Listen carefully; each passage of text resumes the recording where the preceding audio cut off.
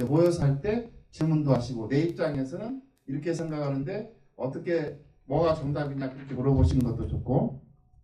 그리고 두 번째는 제가 17년 기관을 운영하면서 가장 가슴이 아픈 것은 그렇게 그 모임이 없는 조직, 기관 내에서도 회식 한 번 안 하고 3년간 있는 기관도 있어요. 여기는 그런 기관 없죠. 근데 회식 한 번 안 하고 3년 동안 그런 기관도 있는데 그런 기관의 모습은 어떻겠어요? 안 봐도 훤하죠. 대화가 안 되는 겁니다. 소통이 부재하다 보니까는 얼굴이 아까 같이 미인이십니다. 만만치 않네요. 그렇게 아니고 그냥 닭 쳐다보고 닭이 소 쳐다보면 어떻게 됐죠? 하여간 그렇게 쳐다보는 그런 형태가 되어버린다는 거죠. 그래서 갈등이 생기고 어르신 옆에다 놓고 직원끼리 막 싸워요. 막 싸우고 뭐 싸우다가 한 사람 뭐 눈물 흘리고 또 나가고 이제 그렇기 때문에 소통을 함으로써 갈등 구조를 없애려면 자주 모여서 우리가 교육을 받아야 되는데 그게 공단이나 보건복지부가 그냥 아무런 계획 없이 여러분 피곤하게 하고 여러분 힘들게 하려고 교육을 하는 건 아니다. 그리고 세 번째는 이 질평가라고 하는 것이 이제는 3년마다 한 번씩 시작이 되지 않습니까? 그죠? 그래서 2018년도에 시작이 되면 올해부터 이미 우리 난민협에서는 이제 준비하는 과정을 시작을 하게 됩니다. 그래서 여러분들이 도와주셔야 될 게 있어요. 이런 과정 중에 우리가 A등급 맞고 B등급 맞고 그게 중요한 것이 아니라 평가라는 과정을 통해서 어떤 게 얻어지냐면 준비하면서 대화를 한 번 또 더 하게 되고 하니까 직원들끼리 굉장히 친해져요. 앞서 말씀드렸죠. 직원들끼리 친해지면 나 빨리 가고 싶어. 집에 있는 그 강아지보다도 빨리 가서 내가 좋아하는 사람들 만나서 얘기하고 싶은 생각이 드는데 대화 평가라는 걸 준비하는 과정에서 이런 조직이 좋아지고 또 서비스 관점 어르신들한테도 찡그리지 않고 더 하게 돼요.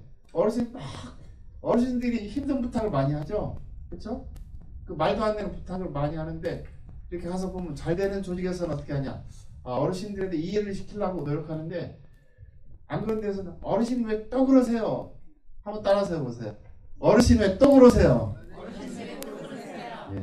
지금 저렇게 같이 저하고 복장하신 분은 시설에서 전혀 안 그러신 분이기 때문에 답을 하신 거고 안 하신 분은 분명히 머릿속에 그런 말씀을 하셨을 것 같은 예감이 엄습해 오네요. 어떻습니까 여러분? 아니옵니까? 네, 반대라고 생각하시는 분? 자, 박수 한번 쳐주십시오. 그래서 그 평가시 이게 알아야 될 내용들이 많아요. 그런데 다행히 이번 정부에서 2018년도 평가에서는 평가 지표를 대폭 줄여서 여러분들이 서류 만드는 작업들을 앞으로는 계속 줄여주겠다고 약속을 해서 이미 중간 발표는 됐습니다만 88개 문항을 38개로 줄여줬어요. 정부를 위해서 박수도 한번 칠까요? 이 교육 과정에서 정부를 향해서 박수 친 건 처음 보시죠? 자, 그런데 이제 제가 이런 말씀을 서두에 왜 꺼내냐? 아주 대한민국의 유명 강사는 끝나는 시간이 정확해요. 처음에 서론이 긴 데는 이유가 있으니까.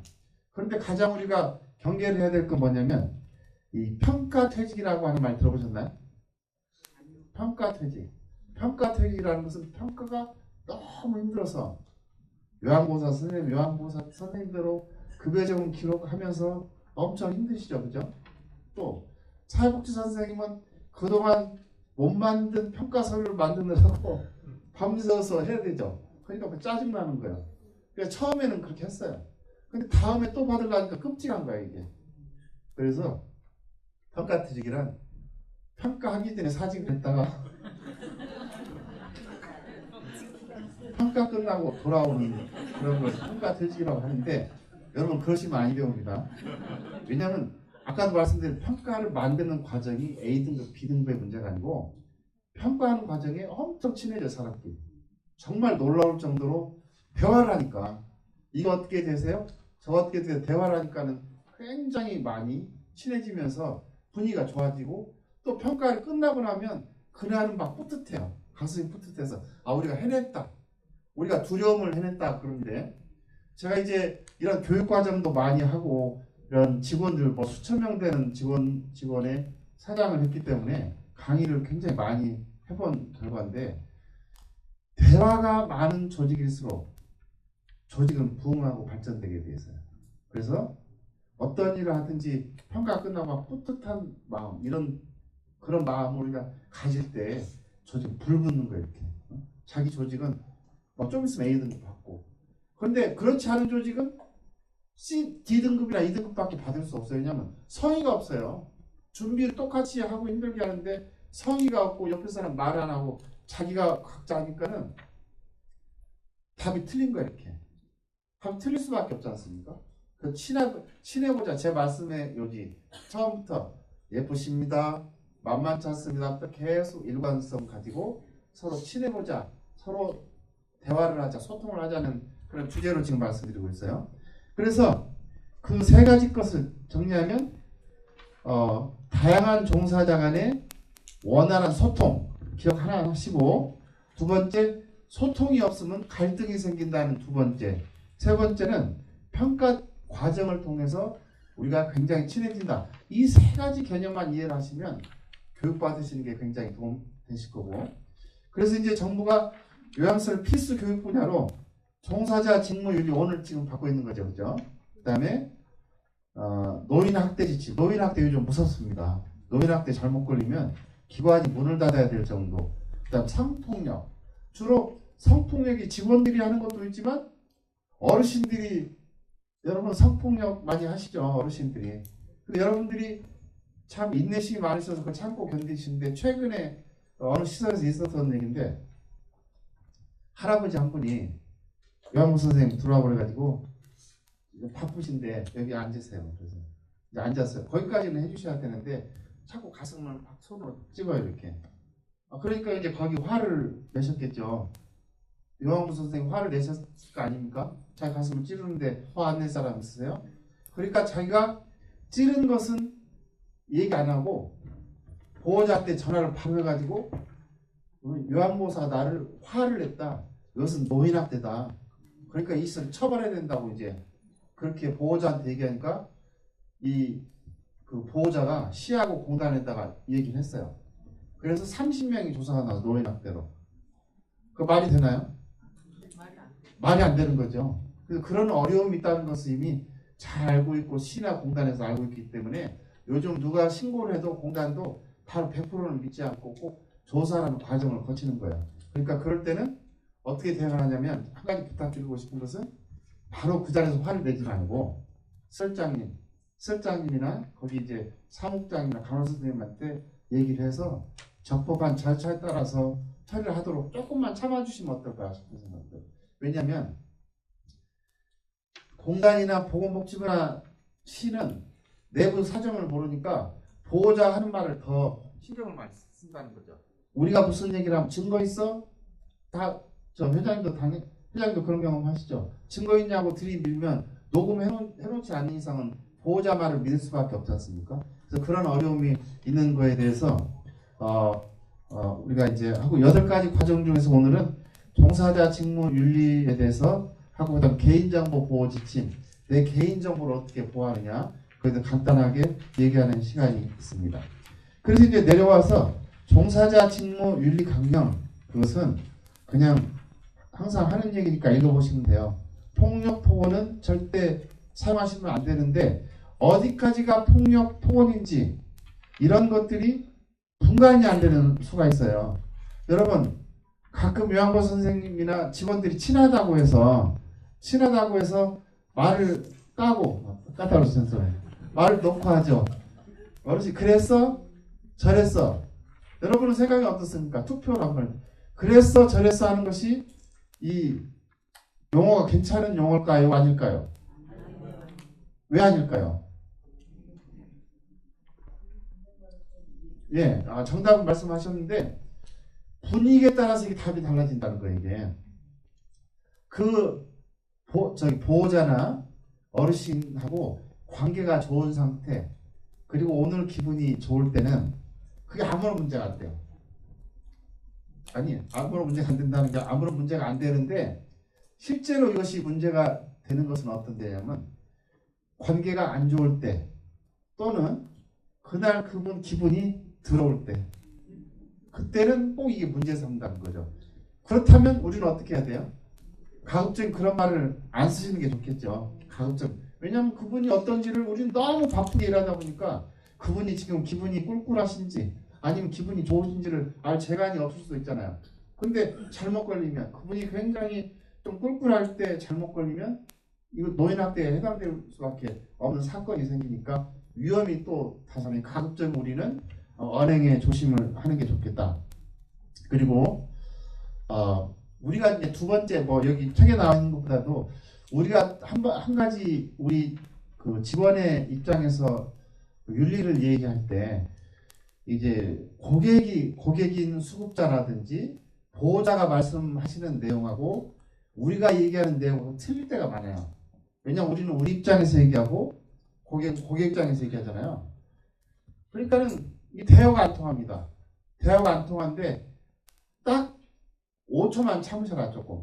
5초만 참는 역할을 좀 하자. 무슨 얘기냐면 이게 그대로 받아치기 시작하게 되면 서로 이제 감정이 격화되면서 싸움으로 이어지게 되면 굉장히 그 뉴욕에서 나비가 날개를 펼쳐겼는데 부산에 해일이 일어날 정도의 큰 사건으로 발전할 수가 있어요. 단 한마디 잘못한 게 처음에는 아무런 의미 없이 이래서 저래서로 시작한 것이 좀 말 몇 분 왔다 갔다 하다가 언성이 높아지다가 욕으로 발전하고 그분들이 욕한 건 싹 빠지고 우리 욕한 것만 싹 남게 되죠.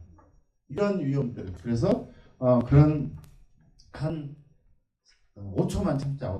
5초만 쭉 참고 너무너무 억울한 일이 있으면 그것도 직접 본인이 하지 말고 실장님이나 그런 중간 관리자에게 말씀을 좀 해주시면 좋겠습니다. 실장님 계세요 여기 혹시? 네. 실장님이나 우리 직원들이 다 같이 이해를 해야 될 거고 그 다음에 차별을 하지 말자는 건 다 아시죠? 차별을 하게 되면 어떤 차별 제가 실제로 기관 오래 운영하면서 경험한 내용들을 좀 오늘은 그런 위주로 뭐 책에 나와 있는 얘기가 아니고 경험 위주로 설명하면 어느 기관에 가보면 보호자들이요 가끔 봉투를 전해줘요. 이렇게. 여러분 받아보신 적 있으세요? 봉투 받는 게 나쁜 건 아니고 법적으로 문제되는 거 아닙니다. 봉투를 주는데 이 봉투를 받기 시작하면 어떤 문제가 생기는지 아시나요? 두 번째 미인께서 답변을 좀. 봉투가 생기면 어떤 문제가 야기될까요? 아무래도 그 대상자분에게는 관심이 써지고. 네. 네, 굉장히 정답을 말씀하셨는데 내가 종사자 입장에서 다른 여러 사람이 있는데 그 돈 봉투를 준 사람을 조금 더 생각하게 되고 그게 다른 사람이 볼 때는 눈에 나타나요. 귀신같이 알아내세요. 반찬 하나 더 갖다고 보호자한테 일러가지고 이 차별했다고 가서 일르는 그런 사람도 생기고 남의 얘기 하지 말고 제가 미국 유학 시절에 저는 이제 미국에서 공학 박사 학위를 미국에서 받았는데 그 좀 가난할 때 가가지고 가서 아르바이트도 해서 막 장학금도 받고 해가지고 결국 박사 학위를 받긴 했습니다. 근데 다른 사람들은 그 정도 되면 전부 다 포기하고 마는데 저는 의지 한국이기 때문에 박사 학위를 마지막에 맡아서 이제 한국에 돌아오게 됐는데 그 얘기가 아니고 그 중간에 이제 처자식이 있으니까 먹여 살리기 위해서 저녁에 낮에는 공부하고 저녁에 가서는 아르바이트를 해야 됩니다. 그 아르바이트 중에 하나가 그 한국에도 한국 사람이 하는 나이트 클럽 있어요. 술집 있죠, 나이트 클럽. 거기 이제 웨이터를 가서 했는데 밤중에 가서 웨이터 하면 막 노래가 흘러나오는데 낮에 공부를 해야 되는데 낮에 저 공부하려고 앉아있으면 어젯밤에 나이트 클럽에 듣던 노래가 계속 귀에 응원하는 거 계속 들려요. 그때 유행했던 노래가 김범용의 바람 그대 이름은 바람 한번 네 번째 비니 한번 불러보실까요? 그대 이름 바람이 막 이렇게 귀에서 들리는 거예요. 시험 볼 때도 들려요. 시험 볼 때 막 어려운 저는 의학공학을 했기 때문에 호르몬 같은 거 뭐 이렇게 이 장부 이름이 쉬운 용어가 아니고 히라고잖아요. 줄을 그을 수가 없어요. 바람 때문에. 그런데 실제로 어젯밤에 어떤 아줌마가 나이트클럽에 와가지고 제 손을 꼭 잡으면서 5불을 5달러를 집어주면서 총각이 아닌데 그 사람도 저한테 아부하는 거죠. 내일 시간 있어? 뭐 이렇게 말하는 그렇게 되면 그 사람들이 자주 오서 5불짜리를 지어주면 나도 그 손님에 대해서 자연히 신경을 쓰게 됐다는 거죠. 우리도 똑같은 입장이라는 겁니다. 근데 그게 돈을 받고 는 전혀 중요하지 않아요. 오늘 제가 좀 강조드린 것은 그런데 그게 좀 상습화되고 습관이 되면 그분한테 신경을 쓸 수밖에 없는 데다가 다른 사람은 그걸 귀신같이 눈치챈다는 거예요. 아주 놀랄 정도로 속으로 내가 돈 받은 거 어떻게 알아? 돈 받은 걸 모르고 차별해야 되는 거. 그런데 어떤 오해까지 생기냐면 보호자가 특별히 반찬을 더 해가지고 오셔서 요양보사 선생님은 아침에 반찬을 더 드린 거 밖에 없는데